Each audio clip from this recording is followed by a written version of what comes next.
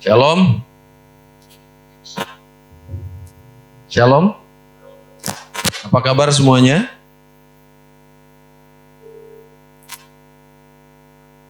Sehat?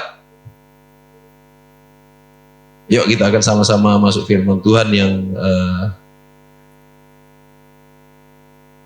akan kita bahas malam hari ini adalah sesuai dengan request ya. Request bahwa kita akan bahas tentang apa itu? 7 dosa yang mematikan. Ya, jadi ini adalah sesuatu yang jadi sebuah tantangan buat kita untuk kita mau belajar ya. Kenapa kita mau belajar ini ya? Supaya artinya bahwa kita tidak akan melakukan dosa-dosa tersebut ya, bukan dipelajari ya, bukan cuma sekedar tahu, tapi kita mau betul-betul komitmen supaya apa yang menjadi dosa-dosa yang kita pelajari itu adalah sesuatu yang akan kita tinggalkan. Karena tentunya saya percaya mungkin di antara kita masih banyak yang melakukan hal itu ya, sadar atau tidak sadar ya, karena kita masih manusia yang hidup dalam dunia, hidup di dalam tubuh jasmani ya, tentunya pasti masih bisa melakukan hal itu. Mari kita buka Alkitab kita sama-sama. Mari kita buka di dalam Amsal pasal 6. Dan inilah dasar ya kenapa akhirnya muncul hal yang kita sebut dengan 7 dosa yang mematikan. Yang pertama kita akan lihat, baca Alkitab dulu di dalam Amsal pasal 6 mulai ayat 16 kita akan baca. Yuk 2, 3, 6 perkara ini yang dibenci Tuhan, bahkan 7 perkara yang menjadi kekejian bagi hatinya. Pertama adalah mata sombong, lidah dusta, tangan yang menumpahkan darah, orang yang tidak bersalah, hati yang membuat rencana-rencana yang jahat, kaki yang segera lari menuju kejahatan, dan seterusnya. Hal yang akan kita bahas pertama adalah mata sombong atau kesombongan. Ya. Mungkin pertanyaan pertama adalah kenapa kok disebut dengan dosa yang mematikan? Apakah dosa yang lain tidak mematikan? Ya tentunya semua dosa itu akan berakibat, akan mengarahkan kita kepada kematian atau kebinasaan. Ya, kenapa? Karena kita coba lihat di dalam Roma pasal 6 ayat 23, firman Tuhan katakan apa? Upah dosa adalah maut.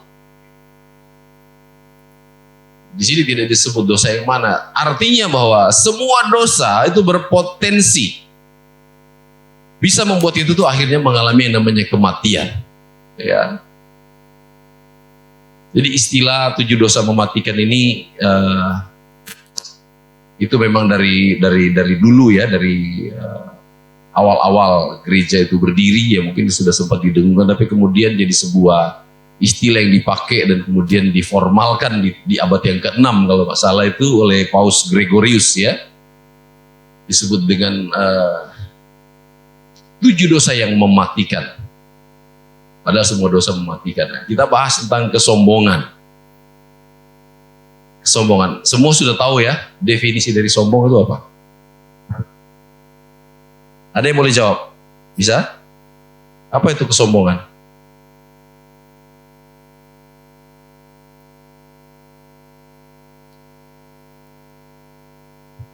Kira-kira apa?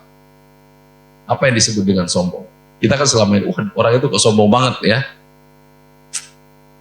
Bahkan saya seringkali sombong. Apa kira-kira? Sifat yang ingin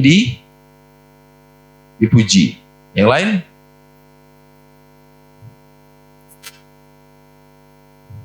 Ada? Nggak usah malu-malu lah, ya. Langsung saja. Apa itu kesombongan?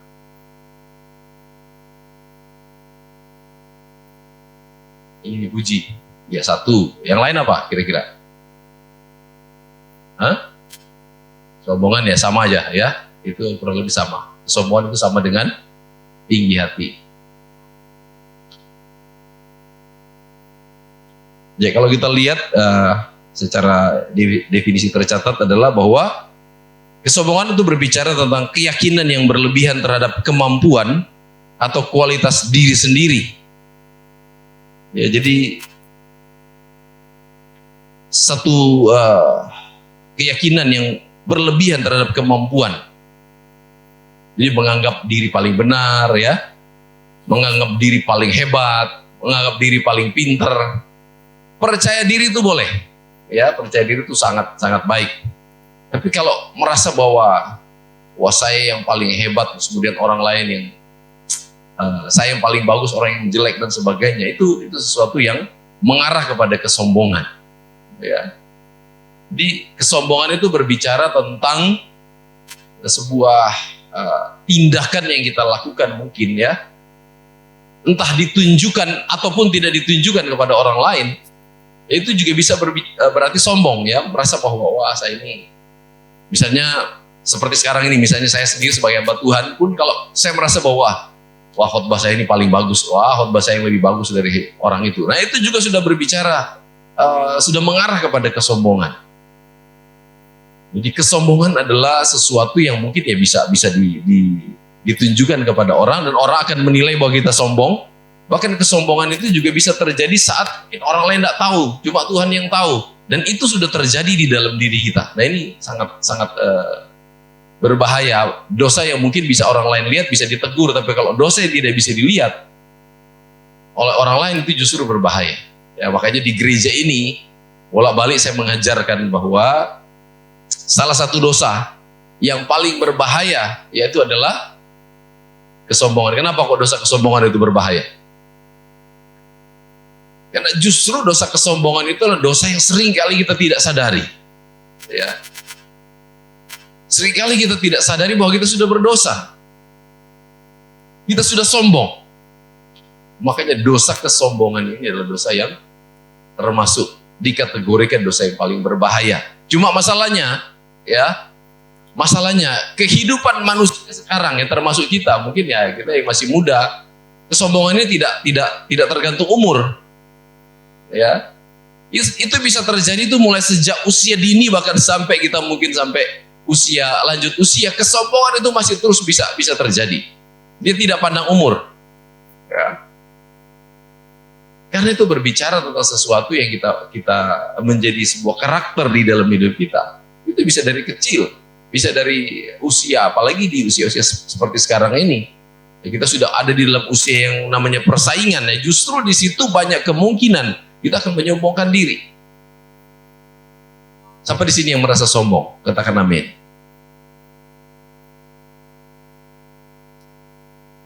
Oh, ada yang sombong, ya? Puji Tuhan, ya.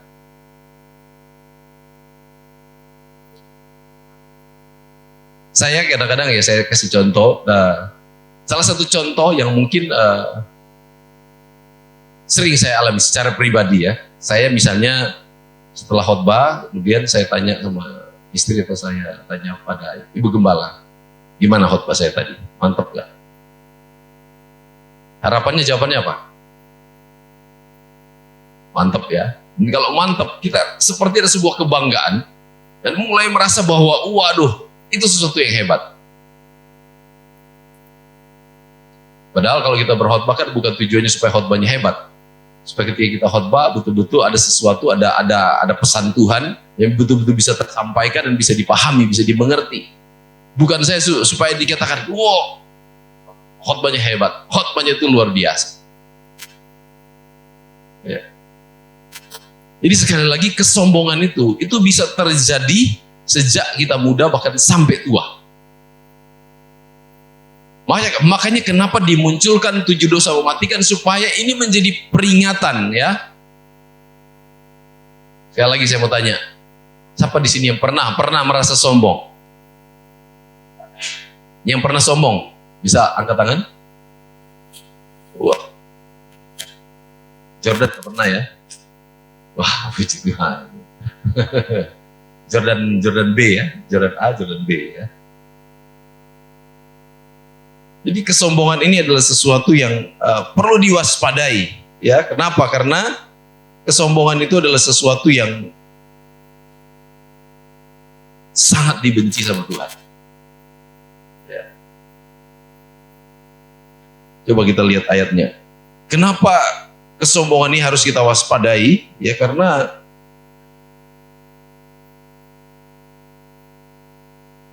Mari kita lihat di dalam Mazmur pasal 101 ayat 5. Mazmur 101 ayat 5 bisa ditampilkan.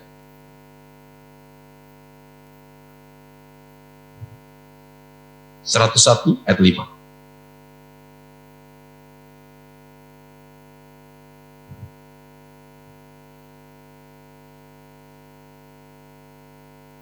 Nah, coba lihat. Kenapa kita harus waspada dengan hal ini? Karena firman Tuhan sendiri berkata begini. Coba baca sama-sama 2, 3. Orang yang sembunyi-sembunyi mengumpat temannya, dia akan kubinasakan. Orang yang sombong dan tinggi hati aku tidak suka.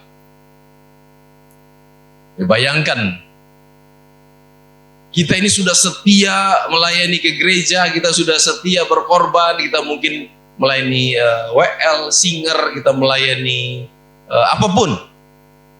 Tapi ternyata kita masih menjadi orang yang sombong. Itu ternyata Tuhan tidak suka. Ya. Tuhan sangat tidak suka. Artinya coba adik-adik semua, kalau misalnya ada orang yang ya mungkin dia melakukan sesuatu yang baik terhadap kita, misalnya dia memuji kita, tapi sebetulnya kita tidak suka dengan orang itu, bagaimana reaksi kita? Waduh, kasihan banget ya. Kasihan banget. Itu akan mendukakan hati Tuhan. Saat kita masih punya yang namanya kesombongan, ternyata hal apapun yang kita lakukan itu tidak menjadi kesukaan bagi Tuhan. Makanya kita itu harus hati-hati, apalagi kita sebagai anak-anak muda, ya. Kita sebagai anak-anak muda, kita harus betul-betul waspada dan berjaga-jaga, karena kesombongan itu akan mendatangkan kehancuran, kata firman Tuhan. Ya, coba kita lihat ya. Karena Tuhan tidak suka ya dengan yang namanya kesombongan.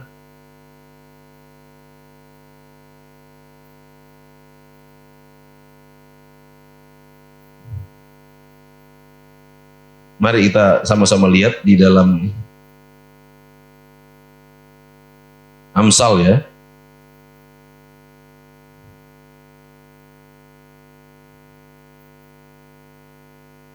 Amsal pasal yang ke-16. Amsal 16 dan juga ayat 18. Amsal 16 ayat 18. Jadi selain Tuhan tidak suka, ya, kita lihat bahwa ternyata kesombongan punya dampak, punya akibat yang sangat fatal. Coba lihat. Ini di sombongan itu pakai bahasa tinggi hati ya. Jadi kecongkakan mendahului apa? Kehancuran, dan tinggi hati mendahului kejatuhan. Padahal orang yang mau menyombongkan diri itu biasanya maunya di posisi di tinggi atau posisi di atas. Tapi justru kalau kita sombong, ternyata kita akan dijatuhkan, kita akan direndahkan. Siapa di sini yang mau ada di dalam posisi tinggi? Katakan amin. Siapa yang mau ditinggikan? Siapa yang mau diangkat posisinya jadi posisi yang tinggi? Katakan amin. Jangan pernah kita sombong, karena kalau sombong ternyata kita akan dijatuhkan oleh Tuhan. Nah, sekarang kita masuk ke hal selanjutnya. Kira-kira apa saja potensi-potensi supaya untuk membuat kita tuh akhirnya jadi sombong? Kira-kira apa? Boleh kasih masukan. Apa yang membuat kadang-kadang kita menjadi sombong? Tadi sempat sudah kita singgung dari awal. Apa itu? Apa yang seringkali membuat kita tuh akhirnya jadi sombong? Ya, supaya kita waspada saat kita memiliki hal itu, kita tidak akan sombong. Jadi hal-hal seperti apa yang akhirnya membuat dan mendorong kita akhirnya jadi orang yang sombong? Salah satunya apa? Kalau kita cantik, ya misalnya. Cantik itu tidak salah ya. Betul? Kalau kita ganteng, itu nggak salah. Tapi jangan sampai gara-gara kita cantik atau gara-gara kita ganteng, terus kemudian kita sombong. Terus kemudian kita menjelek-jelekkan yang mungkin kurang cantik atau kurang ganteng. Tapi saya percaya anak-anak Tuhan semua ganteng, betul? Anak-anak Tuhan juga semua cantik. Siapa di sini yang buatan Allah? Katakan amin.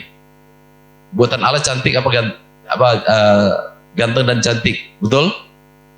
Ya, jadi jangan pernah merasa tidak cantik juga ya. Tapi kalau merasa cantik atau ganteng, jangan membuat itu akhirnya menyombongkan diri. Ya. Harus hati-hati. Jadi itu potensi. Justru kalau Tuhan kasih kita kelebihan, Tuhan kasih kita sesuatu yang mungkin lebih ya, dari orang lain, kita harus bersyukur. Pakai itu untuk bersyukur, jangan justru kita jadi sombong. Terus kemudian kita mengatakan, saya yang paling cantik, dia kan jelek. Nah, jangan sampai seperti itu. Oh, saya kan yang paling ganteng. Kira-kira selain itu apa lagi? Yang berpotensi membuat kita itu bisa jadi sombong. Apa lagi? Nah, skill. Kalau kita sudah punya kebiasaan, punya kemampuan tertentu, yang boleh disebut talenta kah, karunia atau apapun. Ya. Kalau di dalam bahasa Perjanjian Baru, Kisah Rasul pasal 1, firman Tuhan bilang begini, kamu akan menerima kuasa kalau Roh Kudus turun ke atas kamu. Kamu akan menjadi saksiku di Yerusalem, Samaria, Yudea, Samaria, dan sampai ke ujung bumi. Nah, kata kuasa itu juga berbicara tentang kelebihan-kelebihan yang Tuhan kasih. Kemampuan-kemampuan yang Tuhan beri. Nah, ketika kita terima kuasa atau kita diberi kelebihan oleh Tuhan, nah kita lihat, sebetulnya Tuhan memperlengkapi kita dengan kuasa atau apapun juga itu namanya, supaya kita jadi kesaksian, supaya kita mempermuliakan Tuhan. Bukannya justru apa?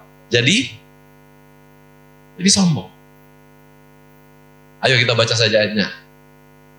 Kisah Rasul pasal 1 ayat 8. Biasanya itu diajarkan saat ada momen pencurahan Roh Kudus, tapi ini harus kita, karena ada kaitannya.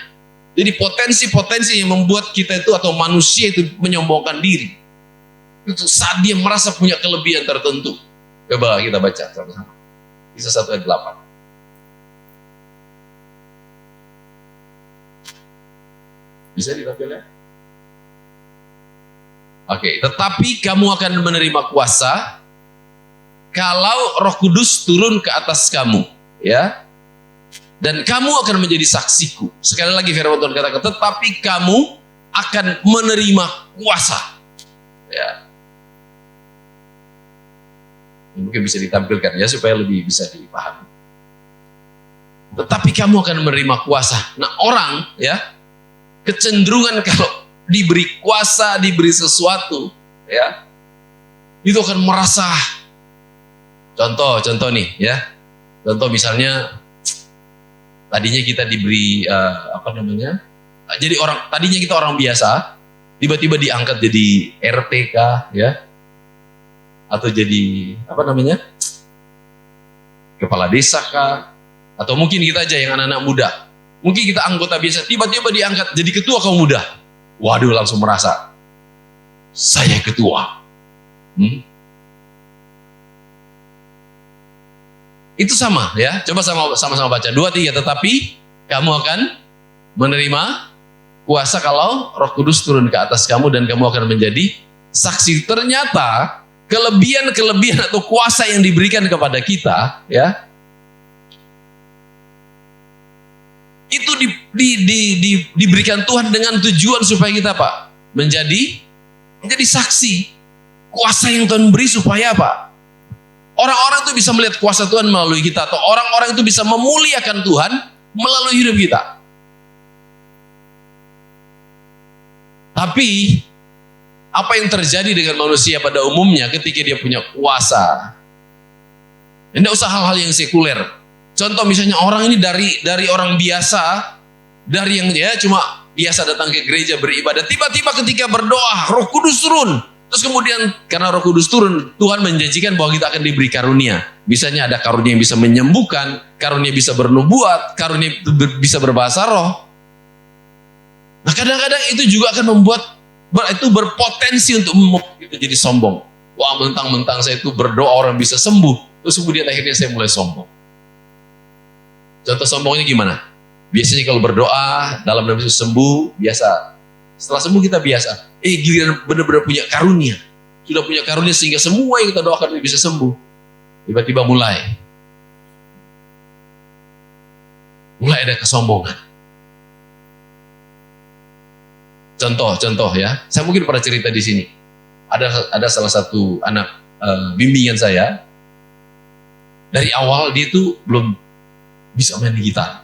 Sejak waktu dia masih kecil, masih remaja, tidak bisa main gitar. minta diajari, terus mulai bisa. Ketika mulai bisa, mulai pelayanan. Dan semakin dia bisa, semakin dia hebat. Ternyata apa yang terjadi? Tetap pelayanan.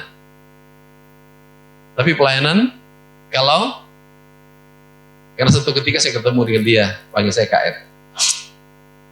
Gimana kabarmu sekarang? Oh, puji Tuhan, KF masih tetap pelayanan. Terus gimana pelayanan di gereja mana? Oh, saya pelayan di gereja ini. Banyak. Terus gimana kalau pelayanan? Ya memang kami panggilan untuk melayani. Terus sistem pelayanannya gimana?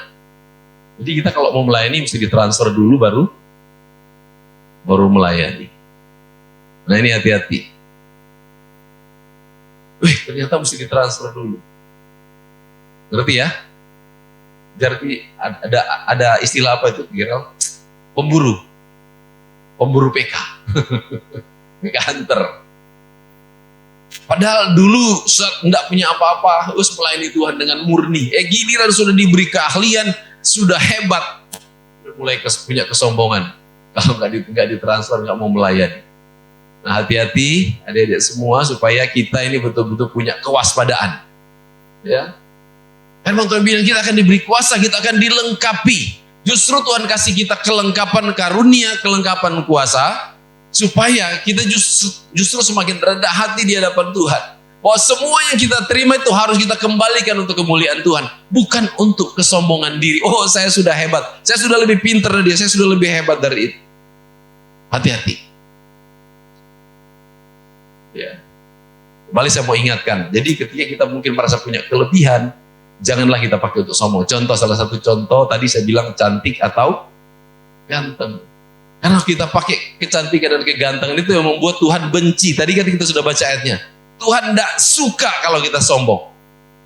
Makanya hati-hati. Ya. Jangan-jangan gara-gara kita cantik terus kita sombong. Kita semua tahu bahwa Tuhan yang menciptakan kita.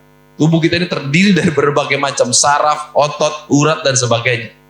Tahu nggak? Tuhan cuma sentil sedikit uratnya atau sarafnya.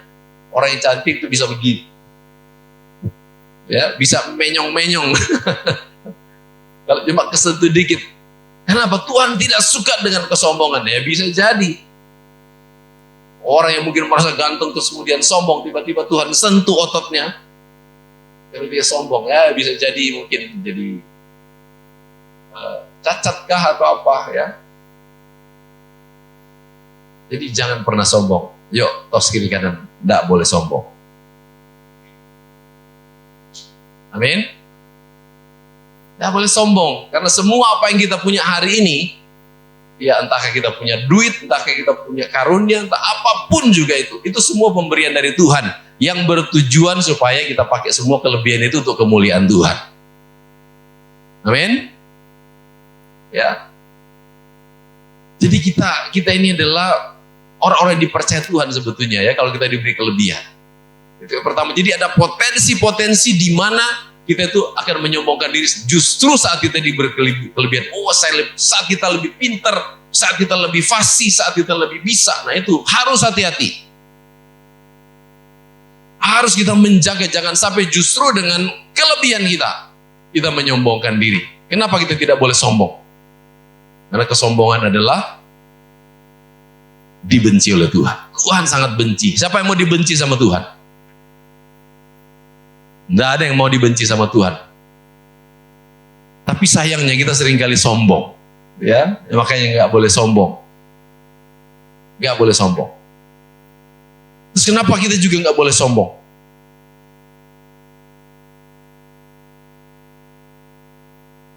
Karena justru dengan kesombongan, kalau kita lihat bahwa Alkitab menceritakan bahwa justru dengan kesombongan, ya di dalam Yesaya 14 kalau salah, itu berbicara tentang bagaimana kejatuhan seorang malaikat, sang putra fajar, ya, yang membuat akhirnya dia sebagai seorang pemimpin, ya, di dalam di paduan suara kerajaan Allah, ya, yang mungkin seringkali ada yang pernah dengar kata Lucifer, ya, dia adalah seorang pemimpin, dia mengatakan bahwa saya akan menyamai yang maha tinggi, ya, ya. wah engkau sudah jatuh dari dalam, hai bintang timur putra fajar, engkau sudah di... Nah ini berbicara tentang kejatuhan. Kenapa dia jatuh? Justru karena di situ dia katakan dia mau menyamai yang maha tinggi. Nanti kalau dibaca di dalam pasal 14 itu secara keseluruhan, kita lihat bagaimana kesombongan, ya. Ini kesombongan ini adalah awal kejatuhan. Kesombongan yang menyebabkan begitu banyak dosa lain tercipta akhirnya, ya. Jadi hati-hati dengan kesombongan. Jadi iblis itu adalah bapa segala pembohong, bapa segala kesombongan. Jadi kalau kita menyombongkan diri, kita meneladani, bukan meneladani Yesus, tapi kita meneladani siapa? Kita meneladani iblis. Padahal Tuhan bilang justru kita harus meneladani Kristus. Di dalam Matius pasal 11 ayat 30 dikatakan bahwa ikutlah aku karena aku ini adalah lemah lembut dan rendah hati, bukan justru sombong. Nah kalau kita mau kita tetap ada dalam kesombongan, berarti kita tidak sedang mengikuti Yesus, tapi justru kita sedang mengikuti iblis, ya. Jadi tanamkan di dalam diri, tanamkan di dalam hati kita semua bahwa kesombongan itu sangat dibenci oleh Tuhan. Dan ketika kita sombong, kita sedang meneladani bapa segala kesombongan, yaitu iblis. Tuhan sangat benci dengan kesombongan. Tuhan sangat tidak suka dengan kesombongan. Jadi anak-anak Tuhan, orang Kristen itu tidak boleh sombong, ya. Di kapan kita bisa sombong? Kapan saja. Dari sejak kita kecil sampai kita bertumbuh sampai dewasa, bahkan mungkin sampai lanjut usia, potensi kesombongan itu bisa terjadi, ya. Apa saja potensi untuk kita bisa sombong? Justru saat kita punya kelebihan, kita punya hal-hal yang mungkin dianggap lebih. Karena kesombongan itu semua berpusat dari diri sendiri, ya. Tadi kita sudah bilang, sebuah keyakinan yang semua tertuju kepada diri sendiri, untuk membanggakan diri, untuk menyenangkan diri sendiri. Jadi kita mungkin mulai menyombongkan diri, ya. Hal-hal ini akan membuat Tuhan itu tidak suka. Saat kita sombong, semakin kita sombong, semakin Tuhan tidak suka dengan kita. Nah kira-kira kalau Tuhan tidak suka, bagaimana justru dengan kondisi hidup kita kalau kita tidak disukai Tuhan? Mungkin manusia, kadang-kadang justru banyak yang suka ketika kita melakukan hal itu, tapi justru Tuhan itu sangat membenci dengan kesombongan. Nah terus bagaimana kita menyombongkan diri, ya? Bagaimana kita menunjukkan kesombongan? Bagaimana kita melakukan kesombongan itu? Tadi sudah sempat dibahas juga sedikit dari awal bahwa kesombongan itu bisa ditunjukkan, orang lain akan bisa menilai, ya. Ada kesombongan yang nampak ketika orang lain melihat, ya, sombong misalnya ya kadang-kadang kalau kalau kita ketemu orang yang cara jalannya, terus kemudian ya, itu bisa nampak karena itu bisa kelihatan. Juga cara ngomongnya itu bisa kelihatan bahwa ini adalah sebuah kesombongan. Tapi justru yang lebih harus hati-hati adalah ketika kesombongan itu cuma ada di hati atau di pikiran, karena ada kesombongan yang justru banyak tidak nampak. Kalau yang nampak apa? Contoh yang sekarang. Bully itu adalah kesombongan. Betul nggak? Ya. Jadi siapa yang suka bully? Itu juga artinya sombong. Tuhan tidak suka dengan pembulian. Karena itu mengarah kepada kesombongan. Kenapa? Karena bully itu termasuk menghina. Ketika kita menghina, kita sudah menunjukkan diri bahwa kita adalah orang-orang yang sombong. Ya. Jadi ada hal-hal yang kita lakukan lewat perbuatankah atau perkataan? Atau misalnya contoh, kira-kira kalau terus kita diajak ngomong, misalnya kita diajak ngomong, ada orang ajak ngomong kita, ya mentang-mentang orang yang ngomong dengan kita itu mungkin kita anggap dia lebih status sosialnya lebih dari kita. Terus ketika dia ngomong, wah kita tanggapannya kayak sinis, tanggapannya kayak cuek, itu juga berbicara tentang kesombongan. Itu mengarah kepada kesombongan. Ya, jadi hati-hati.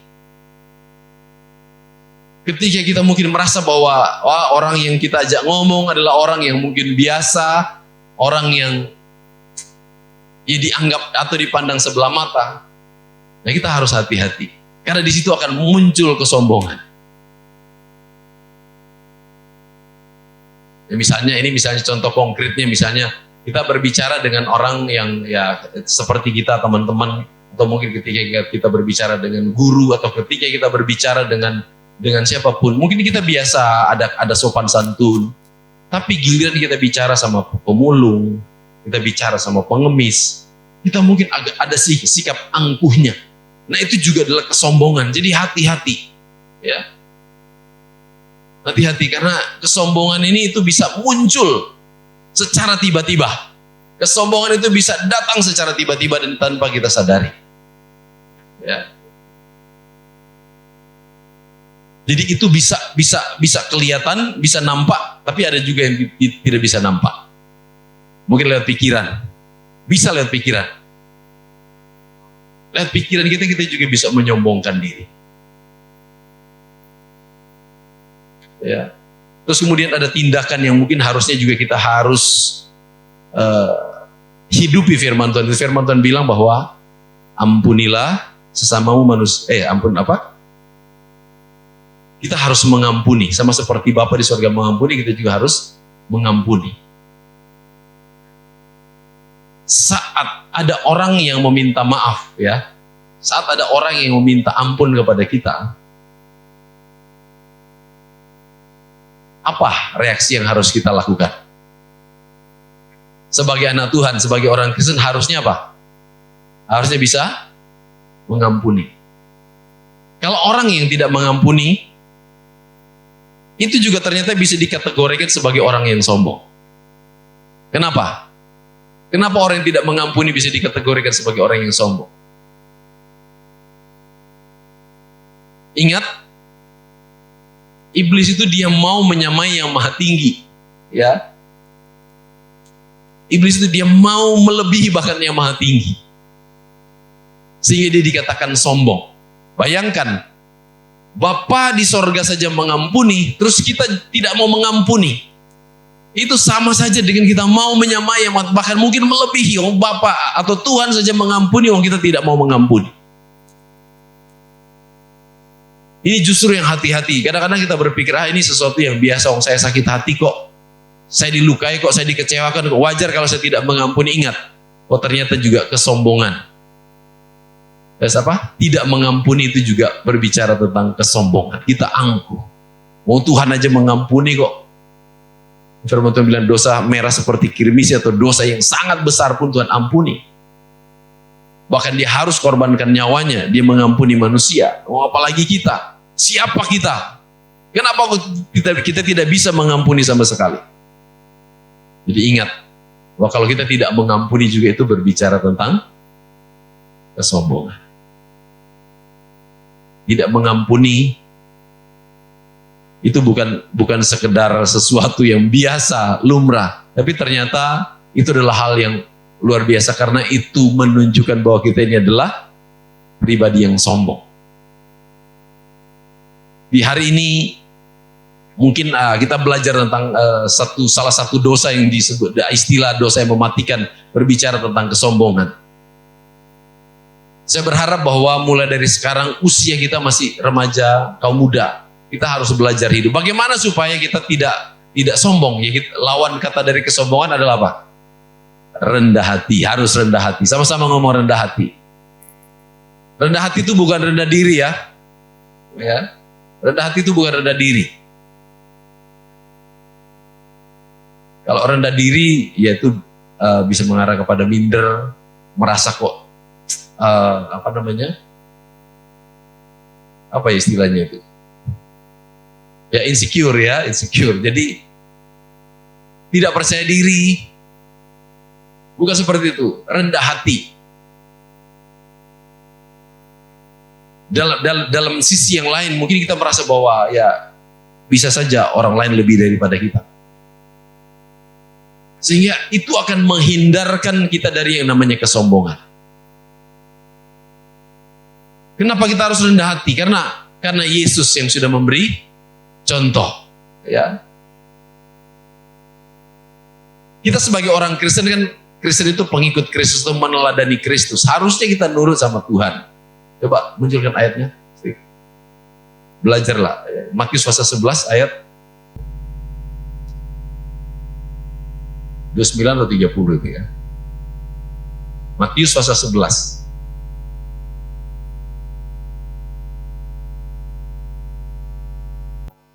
Yuk baca sama-sama. 2, 3. Pikulah kuk yang kupasang dan belajarlah padaku, karena aku lemah lembut dan rendah hati, dan jiwamu akan mendapat kelegaan. Jadi kalau kita mau belajar rendah hati, satu-satunya jalan yang harus kita lakukan adalah kita itu betul-betul mendekat kepada Tuhan. Maka kita akan jadi pribadi yang rendah hati. Belajar kepada Yesus. Belajar kepada Yesus. Kenapa belajar kepada Yesus? Siapa Yesus? Yesus raja di atas segala raja. Dia rela lahir di kandang hina. Bahkan dia rela dikatakan hamba. Ya. Yesus adalah Tuhan di atas segala Tuhan.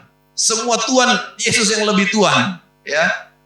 Tapi dia rela jadi hina. Kurang rendah hati apa? Maka kita harus belajar kepada Yesus. Jadilah orang yang rendah hati. Belajar kepada Yesus. Karena dia adalah teladan. Dia adalah contoh. Yang harusnya kita tiru karena kita punya label Kristen. Semua kita kan di depan sini ada tulisan Kristen. Kalau Indonesia bilang Garuda di dadaku. Tapi kalau kita sebagai anak Tuhan apa? Ada kata Kristen di sini. Kristen artinya apa? Pengikut Kristus. Pengikut Kristus artinya apa? Kita meneladani. Kalau Yesus rendah hati, kita juga harus rendah hati. Maka firman Tuhan bilang, kalau kita rendah hati, kita akan punya jiwa yang tenang. Ya. Karena tidak ada tuduhan, tidak ada penghakiman. Karena kita belajar kepada Tuhan, kita rendah hati. Ya. Rendah hati adalah lawan dari kesombongan. Jadi cuma kerendahan hati yang akan bisa mengalahkan kesombongan. Saya percaya kalau kita anak-anak Tuhan, anak-anak muda di tempat ini, belajar rendah hati. Firman Tuhan katakan, siapa yang meninggikan diri akan direndahkan. Tapi siapa yang merendahkan diri akan ditinggikan. Semua itu bisa kita dapatkan. Ya mungkin prosesnya bukan gampang, prosesnya bukan mudah. Tapi saat kita melatih diri, kita punya kewaspadaan, kita akan diluputkan Tuhan dari kesombongan. Ya. Karena kesombongan tadi dikatakan akan membuat kita jatuh justru. Tinggi hati akan mendatangkan kehancuran, kesombongan akan membuat kita jatuh. Maka pilihlah untuk hidup dengan rendah hati. Ya. Maka kita akan ditinggikan oleh Tuhan. Siapa yang mau ditinggikan oleh Tuhan? Katakan amin. Harus jadi pribadi yang rendah hati. Kita bersyukur ke depan ini kita akan melihat bahwa anak-anak muda IGP Solo Grete Deltasari adalah anak-anak muda yang rendah hati, yang hidupnya pasti berkenan kepada Tuhan. Amin. Tuhan memberkati kita semua. Mari kita tunduk kepala, kita berdoa. Bapak, kami mengucap syukur Tuhan untuk kesempatan yang indah pada saat ini kami boleh dijamah, kami boleh disapa oleh kebenaran-Mu. Yang mungkin belum sempurna penyampaian hamba-Mu, tapi kami percaya bahwa Engkau Tuhan, Allah akan membela kebenaran firman Tuhan yang sudah kami bawa hari ini, yang sudah kami dengar hari ini. Biarlah firman ini boleh tertanam, dia boleh berakar, bertumbuh. Dan kami juga boleh melihat buah dari setiap kebenaran yang sudah tertanam hari ini. Itu akan membawa anak-anak muda di tempat ini tuh hidup dalam kerendahan hati. Jika kerendahan hati akan membawa dampak nama Tuhan dipermuliakan melalui hidup kami. Terima kasih Tuhan, kami mengucap syukur buat firman-Mu di dalam nama Tuhan Yesus Kristus. Kami juga mohon Tuhan, ampuni kesombongan kami selama ini. Ampuni kami Tuhan, kuduskan, basuh hidup kami supaya kami benar-benar mengalami kasih karunia Tuhan. Karakter kami dibangun oleh Tuhan dan kami mulai melepaskan dan juga menanggalkan segala kesombongan-kesombongan baik di hati, di pikiran, di pendengaran, di penglihatan, bahkan tingkah laku kami. Kami benar-benar memancarkan terang kemuliaan Kristus yang akan menjadi berkat bagi banyak orang. Terima kasih Tuhan, kami mengucap syukur di dalam nama Tuhan Yesus kami berdoa. Amin. Tuhan memberkati kita semua.